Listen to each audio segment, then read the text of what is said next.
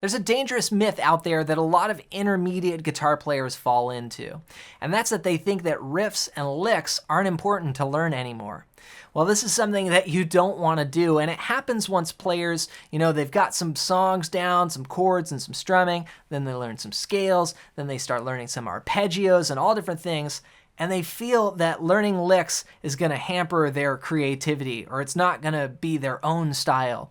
Once they learn the theory, that it'll all come together and they'll be able to create their own amazing licks. Well, this actually doesn't happen, and all the greatest players learned from players before, like Eric Clapton. He learned tons of Freddie King licks, and John Mayer learned a lot of B.B. King and Eric Clapton licks, and it just keeps going. So you don't want to skip over this step, and it's something that you always want to continually keep doing, learning new phrases. So in this video, I want to share with you 5 killer blues turnarounds that every guitarist should know. And these are some of my go-to phrases that I use when jamming all the time. Now we're going to start with some easier ones, and then they'll get harder as they go. Here's the first one. 3, 4.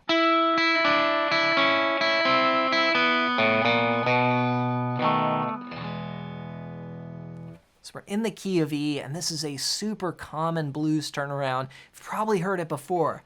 What you do is you play the 5th fret on the 2nd string, and then every other note that we play for the first bar is going to be the open 1st string. So we're going to play the 5th fret on the 2nd string, open 1st string. Then we'll move that 5th fret down to the 3rd fret, play that, then play the open 1st string, then play the 2nd fret, open 1st string, 1st fret, open 1st string, and then open 2nd string. So it's walking down 5, 3, 2, 1, 0. Again, with every other note being that open 1st string.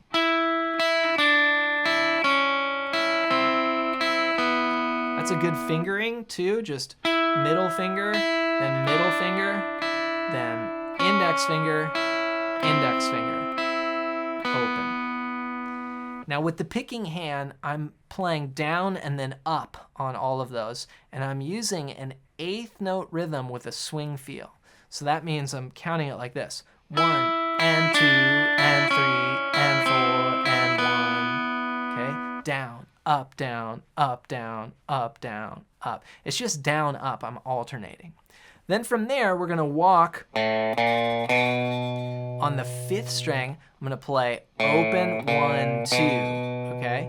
And here I did all downs just because it has kind of a confident sound. When you play down plucks, they sound different than up plucks. So if I go all down, it just sounds very strong. So 1 and 2 and 3 and 4 and 1 and 2 and then on beat 4, I play a B7 chord. And here I'm walking in open 1, 2 to actually what would be the 5 chord in a blues in the key of E. And this would be played from the 5th string down, 2, 1, 2, open, 2. And this comes in the last bar. It's called a turnaround chord. That B7 takes you back to E. And these are things that I cover in my Essential Blues Guitar System. These are foundations of the blues. So altogether, the lick goes like this. 1 and 2 and 3 and 4 and 1. And I played an E chord there, but depending upon where you're going, if the song's going back around, you may go back into a shuffle. So you may be like, playing the groove, and then you go.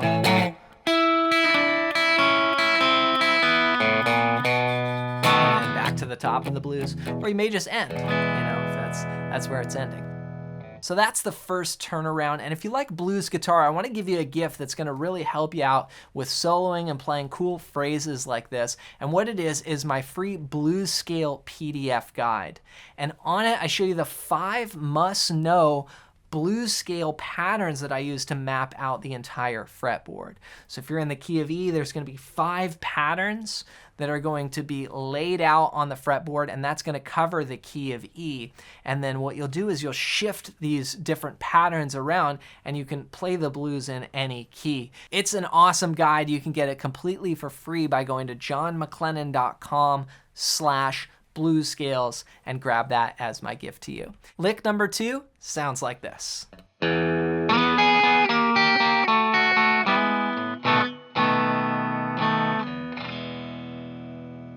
So I'm starting out by playing the low E, and then I slide into the 4th fret on the 3rd string, and then I grab the 4th fret on the 1st string. Okay, so nice little skip there. I'm skipping over the 2nd string. And then I'm going to use a triplet rhythm. So these are like 1 and a 2 and a 3 and a 4 and a ba ba ba ba ba ba ba ba ba ba ba. That type of rhythm. And I'm going to go back and forth from the 3rd string to the 1st string to the 3rd string, like this. And then I walk it down all the way down to the 2nd fret. So 4th fret, 3rd fret, 2nd fret. And then I play the top 3 strings open, and I do a little hammer into that 1st fret on the 3rd string. So then play the B7, B2, 2 and 3 and 4 and 1, and that's going to go back to the top there. So all together, 1 and a 2 and a 3 and a 4 and a 1 and 2 and 3 and 4 and 1. What a great blues turnaround. Let's look at another one now. This is inspired by Stevie Ray Vaughan. Here's blues turnaround number 3.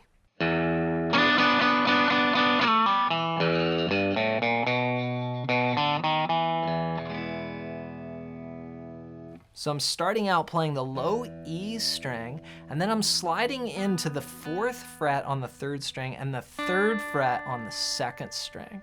This is a double stop here. I'm going to use a triplet rhythm. It's going to go 2 and a 3 and a 1 and a 2 and a 3 and a. Then on beat 4 I'll go. That's a classic blues phrase. I let go of that index finger and just go to the 4th fret on the 3rd string. I pluck that note, it slides down to the 2nd fret, and then it does a pull off to open. So it's like 3 notes there, all with one pluck of the strum hand. Then you play 2nd fret on the 4th string, so it sort of lands there.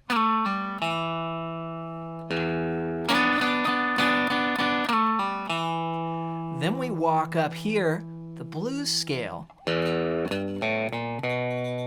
Okay, so that's the open low E, 3rd fret of the low E, then open 1, 2 on the 5th string, or A sharp, B.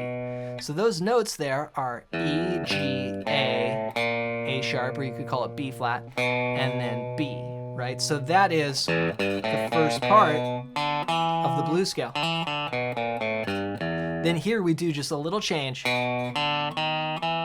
That's something that I added there. Stevie Ray Vaughan wouldn't play that one. His common one is this, just. And then he holds that there, and then he might put the B7 chord down. But I go. That walks up to the E. So it's just from another million other blues songs. This is the 2nd fret of the A string, then open 4th string, 1st fret, 2nd fret, ooh, da, da, da. So it's all together. That measure there. And then you go to E. You know, you're either ending the tune or you're going back to the top of the 12-bar blues. So 1 and 2 and a 3 and a 4 and a 1 and 2 and a 3 and 4 and a da da da. Love that little part at the end. So that's what we call a chromatic walk-up, where you play every single fret, like open 1, 2. That's the chromatic scale. So that's a combination of a bit of the blues scale and the chromatic scale. Let's look at lick number 4 next. This one starts with the low E and goes.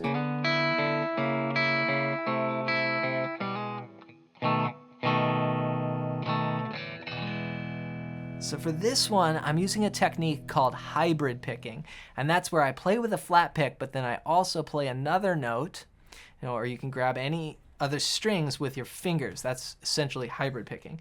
So here I'm playing the 5th fret of the 5th string, the 4th fret on the 3rd string, and I pinch those two together. Then I play the 1st string, open, and then back to the 5th string. So that's like this. Then I drop it down, 1 fret at a time, and just do the same thing, right? So. Then when I get here, I do a little hammer in to the 1st fret there from open to 1. So 1 and 2 and a 3 and a 4 and a 1. Then B7, back to E. All together, it sounds like this. 1 and 2 and a 3 and a 4 and a 1 and 2 and 3 and 4 and E. So that's blues turnaround number 4. Let's look at one more. This is number 5. This is probably the hardest one, but it has a really cool sound. Here's what it sounds like.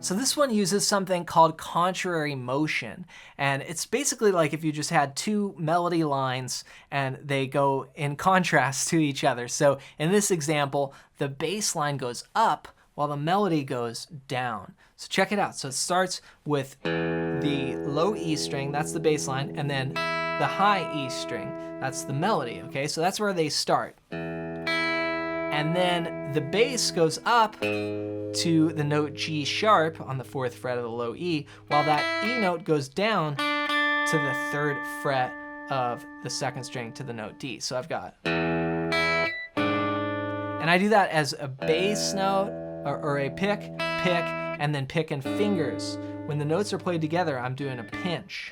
So 1 and 2, and then the bass note goes up to A, while the melody note goes down to C sharp. So there's the next part. And then again, the bass note goes now up to A sharp or B flat, and the melody goes down to C. So, and then the bass keeps going up to the note B, while the melody goes down to the note B. So they started on E, and then they both end on B. It's just one walked up to it, and then the other walked down. Pretty cool sound. And then here I just go, you know, a common blues sound. Again, here's that B7 chord. What I'm doing is just taking 3 notes of it, which this is a great blues chord, just these 3 notes. You can use that all over the place. What I'm doing is going up 1 fret and then bringing it down and then adding the full B7. So it's like 1 and 2 and 3 and 4 and E. So if I back up and put this riff all together, it sounds like this. 1 and 2 and 3 and 4 and 1 and 2 and 3 and 4 and E. So those are 5 blues turnarounds that every guitarist should know, and you can take these licks and drop them into blues songs you know. You can do so much with them. You can move them to different keys. You can use them as intros to songs. And one of the great things about learning phrases like this, especially for newer players, is you can just kind of hack your way to sounding authentic. So for example, when I play this lick, the Stevie Ray Vaughan one,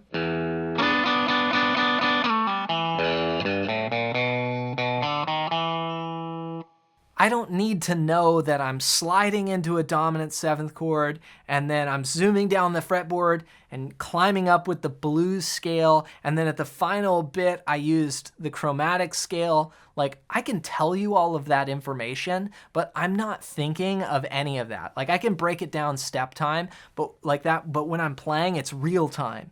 And I'm not actually thinking about anything. I'm just thinking about a feeling and a sound that I'm going for. So as a newer and even advanced player, you can like tap into the mind of these players and get their phrases and their licks under your fingers. So that's a myth. Don't fall for it. Keep working on adding new phrases to your vocabulary. And if you want to master this stuff anywhere on the neck, grab my free blues scale PDF guide. Just go to johnmclennan.com/bluescales and download this so you know the 5 patterns that I use, and you can start seeing how it all connects together on the neck.